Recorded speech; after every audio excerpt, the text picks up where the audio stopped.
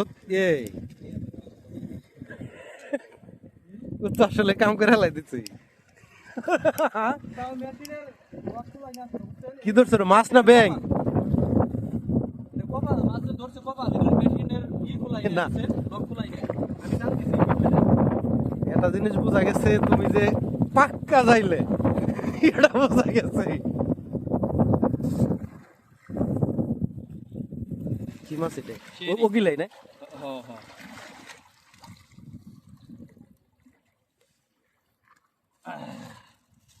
বিসমিল্লাহ। আরেকবার ফালাও।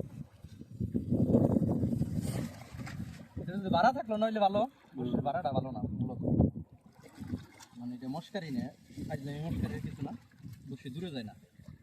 আবার এখানে এখানে টান দিছি, এই লকটা হইলে খোলাই নাই, এটার জন্য হিট হয় নাই। এটি হিট হয় মানে?